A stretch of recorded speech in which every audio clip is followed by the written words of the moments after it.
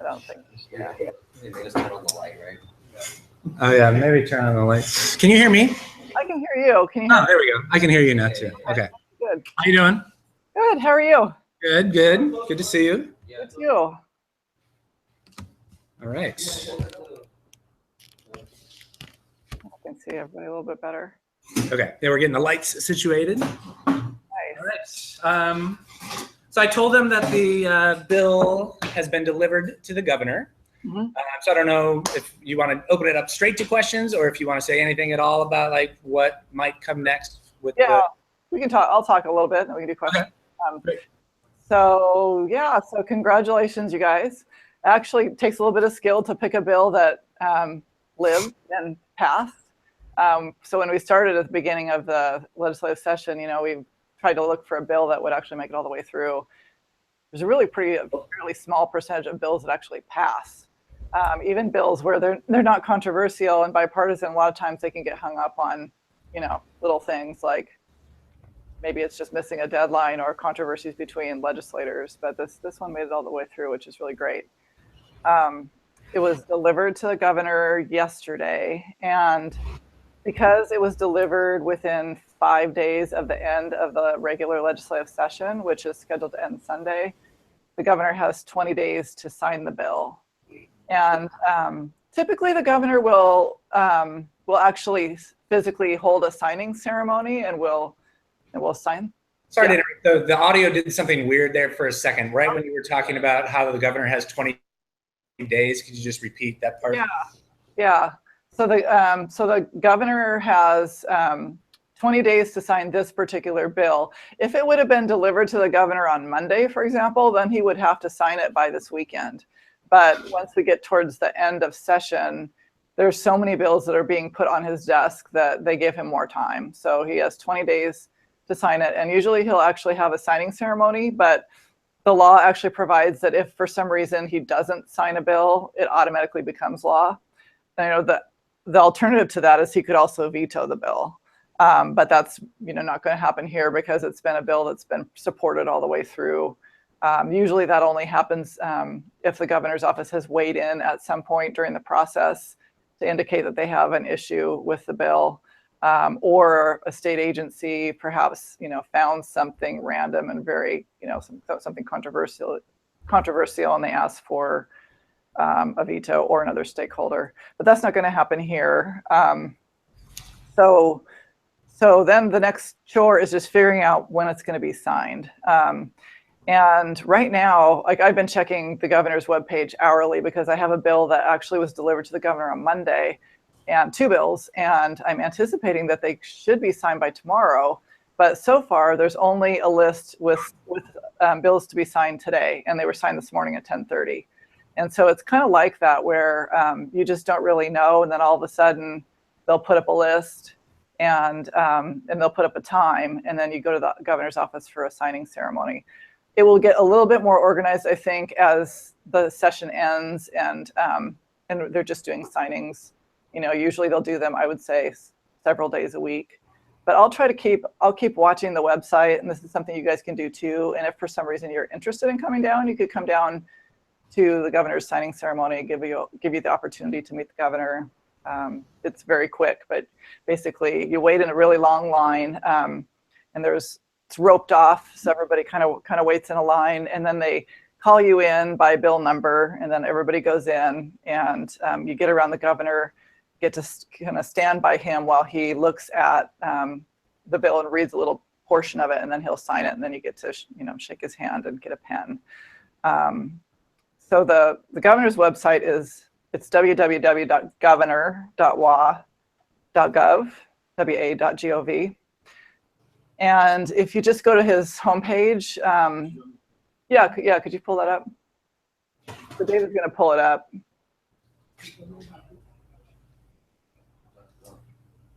Governor.wa.gov. Yeah.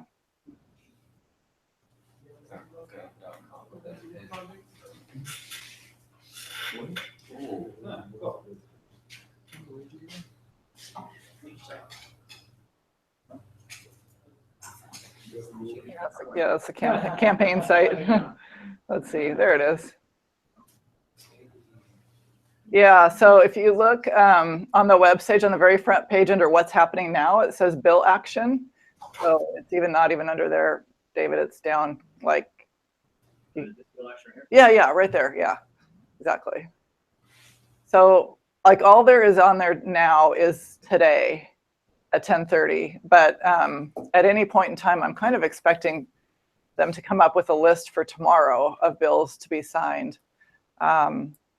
And they're typically signed in the governor's office, although there are times when the governor will do bill signings on location if it's a special situation. In fact, it wouldn't be that unusual to have this bill being signed like at a university or something. If there were a group, for example, of bills that affected college students, they might do a location signing and have a bill signing at a college. So we'll just have to wait and see. But my guess is it'll probably be signed in the governor's office. I think that's enough. That's good. So you guys are welcome to check the page as well and just kind of keep an eye out for what's happening. So the legislative session is supposed to end Sunday, and the big question is, well, there's several big questions, but one is, will they actually work the weekend? Because this has been a really unusual legislative session, and that the legislators have not worked a weekend the entire session, except for one weekend they had appropriations committee meetings on a Saturday. And it's not typical. Usually when the legislature's on the floor, they have everybody work at least on Saturdays, not often on Sundays. But because of the way that the 105 days, which is the term for the legislative session, fell this year, they conclude on a Sunday. But the rumor is that that they'll probably be done tomorrow, but nobody's really saying. And so this is what's different about how things work now versus how things worked, when I worked here in the 90s, for example, or late 90s, where there wasn't a lot of, Twitter and the internet and everything being so, readily available. Now everybody's, really concerned about public perception. So if they end early, what does that look like? On the one hand, you can spin it and say, well, they're saving taxpayer dollars by not having everybody there for a couple of days. On the other hand, there could be criticism that they're not actually trying to get things done in the 105 days when everybody knows that they're not going to get everything done. So what's hanging out there still is the big issue, which is the budget and funding education. And they've got to find the money to adequately fund basic education, and they're under that court order to do so, and this is the deadline year. So they're going to go into a special session. There's been lots of rumors about when that's going to happen. In past years, it's happened different ways. Like it used to be, if they thought they were close on a budget, the governor might work through Sunday night, and then the governor might call them back at 12:30 in the morning Sunday night to keep going, to have them keep working for another couple of days to get it finished. We're not close to an agreement here, so that's probably not going to happen. Another thing that's happened in the past is, they might give them 2 weeks off, and then the governor can call them back for a 30-day special session after that. And so under the law, the governor can call them back for 30 days at a time. But he doesn't get to say the reason for calling them back. So he can't say, all you can work on is the budget. He can just say, I'd like you to come back for a 30-day special session. So then it's up to the legislators to decide, basically how they're going to do their business. In the past few years, kind of the agreement has been that they will call legislators back, but only the budget writers will come back, and they'll be behind closed doors negotiating on the budget. And all of the rank and file legislators will stay home in their districts. And that saves the taxpayer dollars because it costs a lot of money to have legislators down there every day. And that's probably what's going to happen here. The downside to that is that nobody really knows what's going on. So for me as a lobbyist, I have a couple of issues in the budget. I've got a couple of budget provisos that I'm watching. And really, I'm not going to know hardly anything about what's happening in the negotiations, because all of it's going to be behind closed doors with the, 4, 5, 6, major players in the budget. And then once they reach an agreement, they'll call the legislators back, and then they'll pass whatever bills are left that are necessary to implement the budget, and then they'll pass the budget. So it becomes really challenging to actually influence anything at this stage. And so, we come up here and, once a day and wander around and see if we can hear anything. That's, really kind of what I end up doing this time of year after the regular session is done. Because during the regular session, we can see legislators all the time. You run into them. There's, so much of what we do is just about information, hearing rumors, confirming rumors, talking to people about what you need, trying to influence how things are going to go one way or the other. But when you don't have access to anybody, it makes it much more difficult. So it's an interesting time, but that's kind of where we are. So you can watch the news and kind of expect to see probably, stuff on the news about the legislature going home, and then everybody wondering what's going to happen next with the budget. And the two parties are pretty far apart. I mean, the House really has presented new taxes to fund education, including a capital gains tax, and that kind of thing. And the Senate really cut a lot of programs. And they do have one kind of tax proposal that would be a property tax. And their idea would be to replace, so right now schools are funded in part by local levies and property taxes by, the local communities. But that kind of makes it unfair, because if you live in a really wealthy area where the property values are high, that district's going to have more money. And if you live in an area where their property values aren't as high, the district's not going to have as much money. So there's a disparity across the state. And so the Senate's solution is to make that all state funded, get rid of the local levies, and have a state solution. But they don't have any additional taxes, and they've cut a lot of programs to get there, which ends up hurting a lot of other people that are in need of state dollars as well. So that's kind of where we are now. Sorry, that was kind of long-winded. Questions?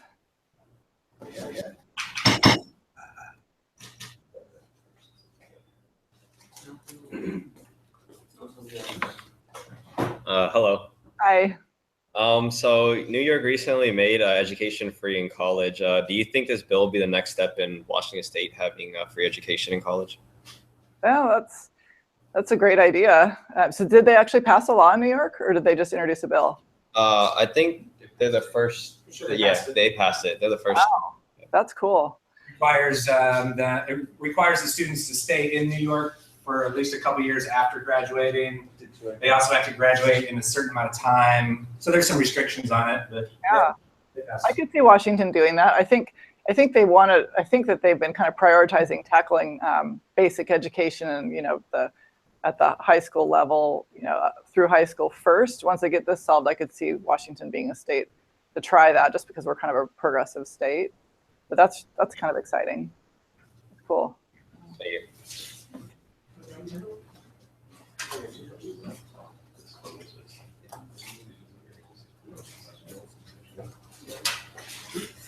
Hello. So throughout this process, what were some of the arguments that people had to say about this? About this bill? Yeah, some of the counter arguments. What were some arguments that people would say about the bill that that didn't agree with? Yeah. Okay. I think so. What's kind of interesting about this bill is it's kind of hard to argue against it, out loud, because who doesn't want to give kids more information about loans? But my understanding was that some of the universities had some reservations about how they would administer it. And so it gets kind of tricky when you're either a state agency or a public university or entity that receives public dollars, when you're providing feedback to the legislature that might not be positive. And so I'd say they were, some of the universities were kind of really soft selling it. In some ways, that first fiscal note that came out, I don't have it with me, but that first fiscal note that came out that kind of estimated a lot of costs, because I think it was the community and technical colleges were revamping their computer system. And so they estimated that it would cost quite a bit of money to implement the program. And that's kind of how they ended up voicing what might have been their reservations about actually doing the bill. But it ended up getting fixed, because then they amended the bill so that I think it would be implemented in part after that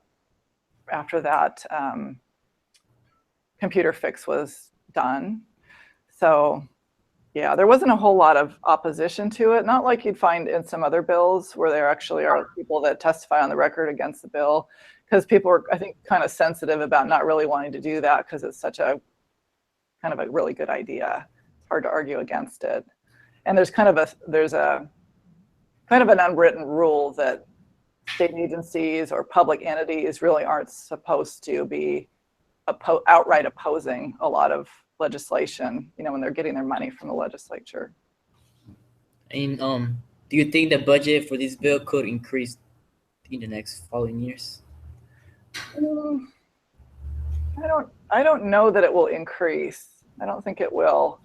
Once the big expense, I think, will be in the beginning when they have to get their systems all set up to send the emails.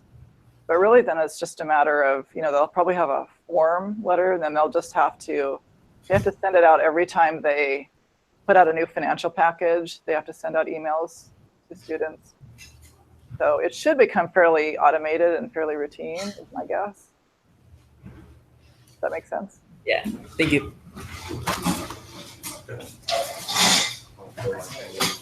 And it passed both houses really overwhelmingly, right? Like there weren't a lot of politicians that voted against it, is that right? Exactly. Yeah. No, I think it was unanimous, and that's not that common. So.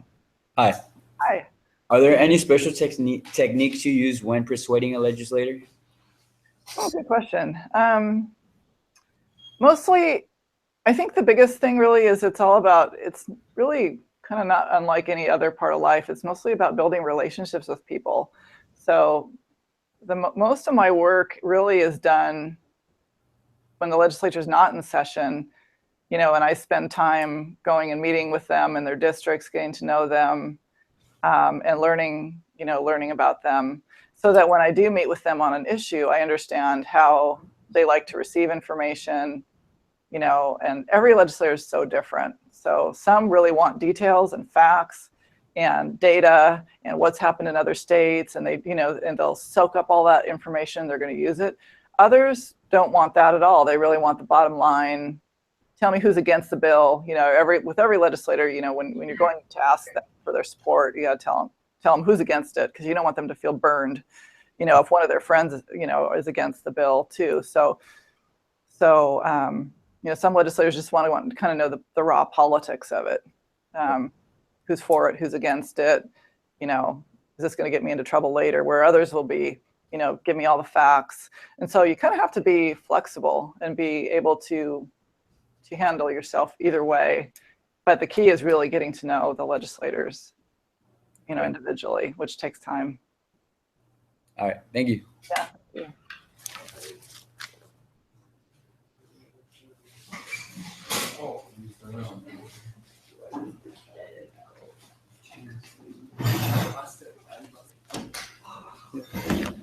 Hello. Hello. So, my name is Jacob, and my question is there a list of the budget one department can receive, and how do they determine that? You're kind of cut out in the first part of your question. Can you say it again? Oh, yeah. Is there a limit of how much of the budget one department can receive, and how do they determine it? Oh, that's a good question. I don't think there's a limit. But I think in our state, if I had to make a guess, I think the Department of Social and Health Services probably receives, second to education, maybe the most money. Because that's where all the programs are, to help people. But education is supposed to be the largest spend. But there isn't any, as far as I know, there's no law actually saying that one department gets the most money in the budget. I don't think. I could be wrong though. Okay.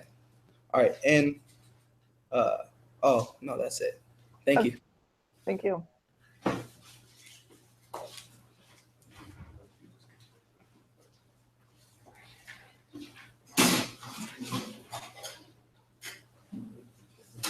Hi, Hello. my name is Eloy, and I was just wondering what a typical day at work, what would you do a day to day? On a typical day? Yeah. So it varies during the time of the session. So I would say it depends on how much detail you want, but I'd say in the busy part of the session, like I'm on my phone all the time, just like you guys are, I mean, I live on this thing. Don't say that. It's been a blessing and a curse, really, because there's never a time when I'm not working, always, until I go to bed. I'm looking at my phone. So we're kind of, You froze up there for about 10, 15 seconds, actually. okay, yeah, your guys are freezing up a little bit too. Oh, it's the connection, I think. So yeah, just let me know. So yeah, so I start my day by looking at my phone, basically to see what emails came in, because I have clients that are on the East Coast, right? So they're 3 hours ahead. So I'll often get feedback on bills and issues and stuff at 5 in the morning. So I'll get up and I'll look and see, drink my coffee and see what came in while I was asleep. And then I actually live in Gig Harbor, so I don't live in Olympia, and I have a son who's in high school. So I go home every night. So I've got like an hour commute. So then I leave home early in the morning and get down to Olympia. And depending on what's happening, sometimes there's hearings, and sometimes there's just where the legislators are on the floor. So I may have to testify on bills. I'll be checking every day, even now, even though session's almost over, I still check to see if new bills are introduced, because they actually are still introduced, which is really odd. Either they're bills that will be held up for the budget, like for the special session, or they might just be a bill that a legislator wants to make a statement about or give kind of advance notice that it's an issue they care about for next year. So I check the bill introductions. And then, meet with legislators. Like this time of year, it's really slow. It's kind of they're doing what's called concurrences. So bills have all passed, and your bill had the same language in the House and the Senate. Well, there was actually an amendment actually, but then the other chamber concurred. So it was really easy. But in some cases, they kind of ping pong back and forth, where the Senate will say, no, I don't like your language. Sorry, we disagree. And so then they'll send it back to the House, and the House can either recede their language or they can insist. And if they insist, then it goes back to the Senate. So that's kind of what's happening right now. And I don't have a lot going on over there. So I often just wander over to see what lobbyists are doing, who's talking about what rumors are out there. People want to know, are the legislators going to go home on Friday? Are they going to go home on Sunday? Or when are they going to come back? What are the rumors on the budget? So it's really kind of, this time of year, it's just kind of wandering around and ear to the ground, just trying to hear rumors. But, a couple months ago, it would be so busy that I often wouldn't have time to go to the bathroom. I mean, I seriously would not eat hardly at all during the day, because I have so many issues going at the same time. You'd be double booked at a hearing, sometimes triple booked, where I'd have to be in 3 places at one time. So you'd sign in the House, sign in the Senate, different committees, and then you just run to try to make sure that you can get to testify when you need to testify. Requires a lot of multitasking, and I've got a support person that works with me that then would text me and tell me, okay, your bill's up now, you got to move. So I'd then run into the other hearing room and try to get in there. So it's really fun, hectic, but it's something you guys should keep in mind if you're interested in government. Keep lobbying in mind, because there's just so many opportunities. Everybody in your world, anything that you run into, there's a lobbyist involved. I mean, if you don't even think about it, but there's grocery store lobbyists. There's your teacher has a lobbyist. There's lobbyists for basically every everything you can think of in industry. Whether it's nonprofits, whether it's for profit, whether it's the bus drivers, you name it. There's lobbyists for everything. So it's a good job, and there's always a lot of variety, but sometimes it's really hectic. So. Well, thank you. You're welcome. Other questions? I want to jump in with one, actually. Sure. So it seems like politics in Washington State is maybe less polarized than Washington D.C., but still sort of polarized. Yeah. I'm wondering, in your professional opinion, is there a chance that they will just be unable to agree on a budget? And if so, does that mean like state employees don't get paid? What happens? The government shuts down? Yeah, that's a great question. And that's the question everybody's asking. I think it is possible that they don't come up with a budget, because then you say, well, what's the recourse if they can't agree on a budget? What's the recourse? Well, the Supreme Court's already fining the legislators $100,000 a day.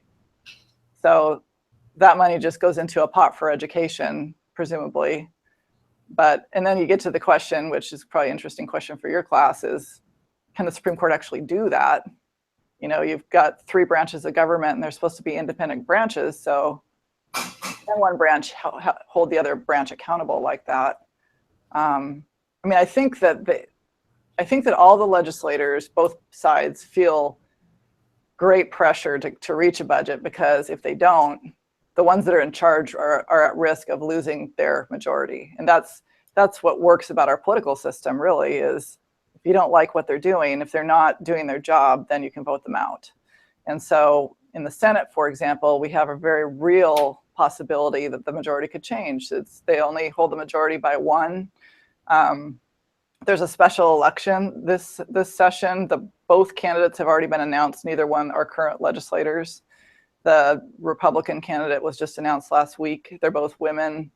And it's in the district, the 45th district, which is up kind of by East King County, like Bellevue, Redmond, Issaquah area. So depending on who wins that election, you could have the parties switch power in the Senate, which would mean the Democrats would be in control, and the Democrats already control the House and they control the governor's office. So I think that from a political reality, there's a lot of pressure to come up with a solution, because if they don't do it, voters will be unhappy about that. Follow-up question, but in the scenario where they don't, just to make it real for the students, so if they don't pass, say some of the real effects that would have, like people not receiving, right. What would the okay, good question. So June 30th is the end of the fiscal year. And if they don't have a budget in place by June 30th, starting July 1, you could have state employees, could be without a job. I mean, they basically could not be able to pay state employees.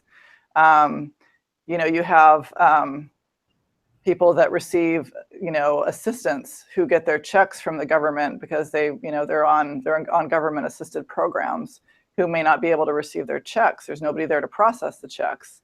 There's government health care programs where people might need to go to the doctor, but there's nobody to verify their insurance coverage. So there's just the effects are far reaching of not reaching a budget by June 30. I mean, and this is I think it's happened before, but typically what will happen is they'll do some temporary fix for like a month to just have a temporary budget.